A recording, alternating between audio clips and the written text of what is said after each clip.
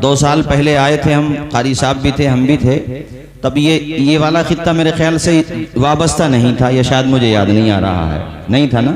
यहाँ तो हर साल बढ़ता ही रहेगा इंशाअल्लाह। इनकी प्लानिंग बहुत अच्छी है और इनका जो ख्वाब है अल्लाह करे वो शर्मिंदे ताबीर हो जाए। आमीन। जब से कर्नाटक में बच्चियों के हवाले से सब चल रहा है, अब ये सोच भी डेवलप हो रही है हमारे वहाँ पर कि हमें अपने इदारे खुद खड़े करना होंगे। अब मिलें, कारखाने और बड़ी बड़ी फैक्ट्रीज में दौलत इन्वेस्ट ना करके तालीमी इदारों में करो, ताकि कमाई भी होती रहे और हमारे बच्चों की एजुकेशन का इंतजाम भी होता रहे।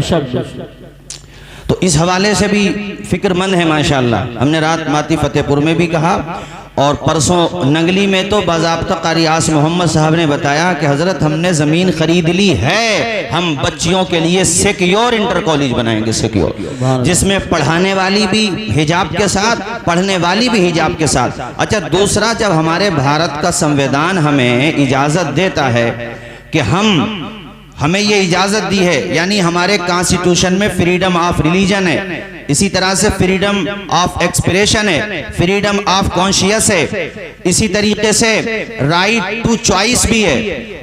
पुट्टू स्वामी के जजमेंट में कोर्ट ये कह चुका है कि पर्सन की, इंडियन सिटीजन की क्या चॉइस है, वो क्या पहनना चाहता है, क्या खाना चाहता है, ये उसका प्राइवेसी मैटर है, ये उसका इंटरनल मैटर है, इसमें आपको दखल अंदाजी करने की जरूरत नहीं है। मगर उन्हें हम कैसे समझाएं जो फ्रीजों में भी गोश्त तलाश करते हैं, उन्हें कैसे समझाएं हम, उन्हें कैसे बताएं कि हमारे फ्रीजों में गोश्त मत देखो, हमारे घरों की प्राइवेसी के मैटर में इंटरफियर न करो, इससे ना तो पेट्रोल डीजल के दाम कम होंगे, ना महंगाई कम होगी।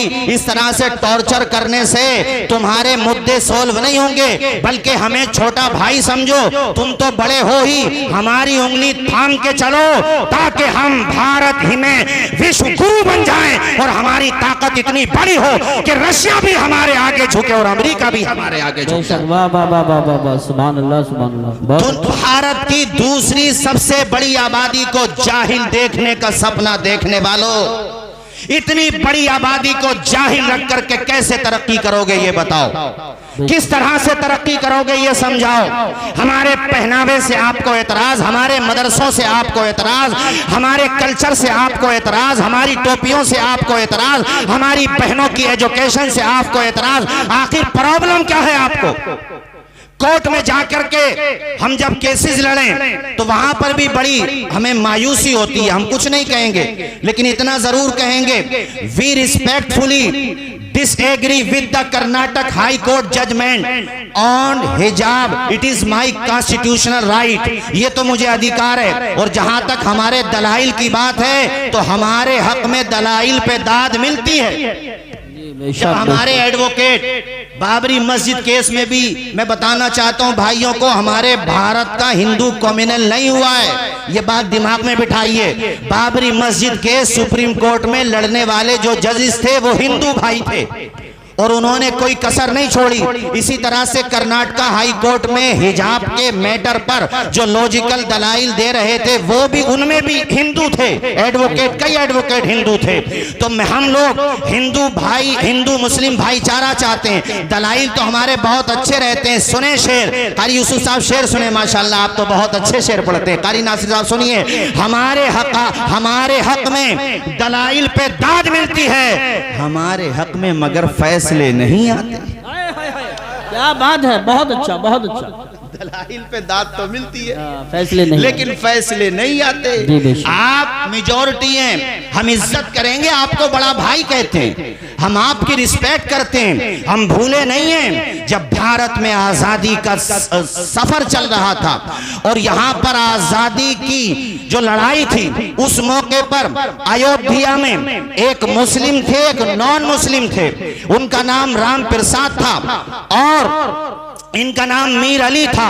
दोनों इतने गहरे दोस्त थे कि अंग्रेजों के खिलाफ एक साथ निकले। हमने एक मर्तबा पुलिस के सामने भी ये वाकया बयान किया था। अब तो वो डीएम साहब हमारे संभल से चले गए हैं, उन्होंने भी बहुत सराहना की थी। तो मैंने बड़ा विनम्रता पूर्वक उनसे कहा था, सर सराहना ही मत करो, बल्कि संवैधानिक कुर्सियों पे बैठे हुए लोगों से ये कहो कि मुस्लिम भाइयों को सेकंड दर्जे का सिटीजन मत बनाओ, बल्कि ए दर्जे का सिटीजन बना दो। हमें ना कोई पद चाहिए, कुछ नहीं चाहिए। हम बिल्कुल वही बोली बोलना चाहते हैं आप जो वो बोली बोलता है जो पॉलिटिकल एम्पावरमेंट की बात करता है, जो एजुकेशन एम्पावरमेंट की बात करता है, जो सोशल एम्पावरमेंट की बात करता है।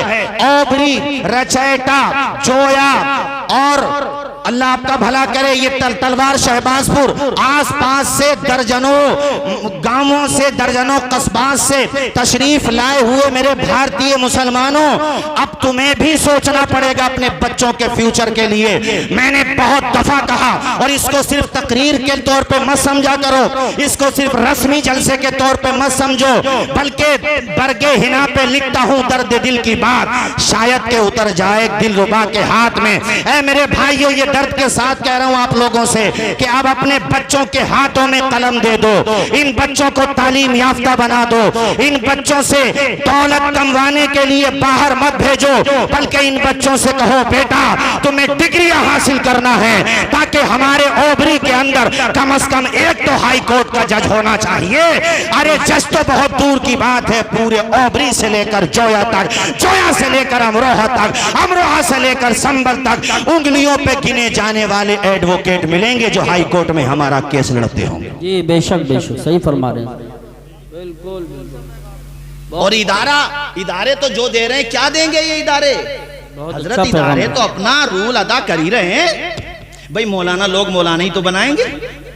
जो एडवोकेट बन रहे हैं उनकी जिम्मेदारी है कि वो बच्चों को लॉयर बनाए, उनकी सहायता करें, उनकी सपोर्ट करें। और जो हमारे पॉलिटिशियन हैं उनसे भी अर्ज करेंगे हम तो तुम्हारी भी बड़ी इज्जत करते हैं, मगर ये क्या बात हुई कि सत्ता होगी तो काम होगा, उसके बाद इस जनता की उंगली पकड़ के कौन चलेगा ये बताओ। बिल्कुल बिल्कुल। पर्दे के हवाले से मेरे जातिगत मतभेद किसी से नहीं है। संभल के सारे लोग हमें इज्जत देते हैं, हमसे मतलब हमारे उलमा को, और खास तौर पे बेचारे मेरे लिए तो बहुत बहुत सम्मान देते हैं, सबकी इज्जत करता हूं मैं।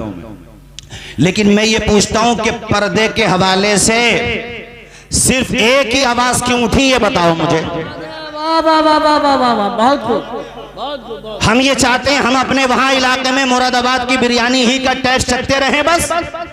मौलाना अफसर साहब, बहुत बड़ी समस्या हो जाएगी अगर मुरादाबाद की बिरयानी के साथ हैदराबाद की बिरयानी भी चलने लगी तो।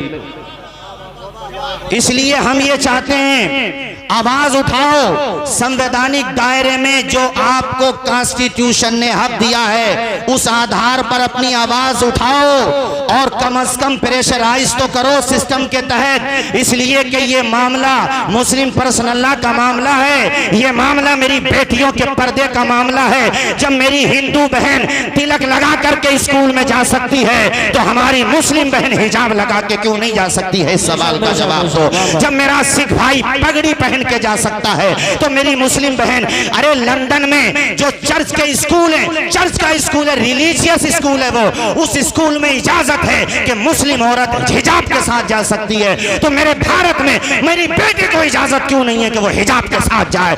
और मैं बताना चाहता हूं अपने हिंदू भाइयों को भी कि तुम किन हाथों में खेल रहे हो। अरे अपने वेद पढ़ो, अपने ग्रंथ पढ़ो, अपनी किताबें पढ़ो। क्या तुमने अपनी धार्मिक किताबों में नहीं पढ़ा है कि जिसे हम पर्दा कहते हैं उसे तुम घूंघट कहते हो?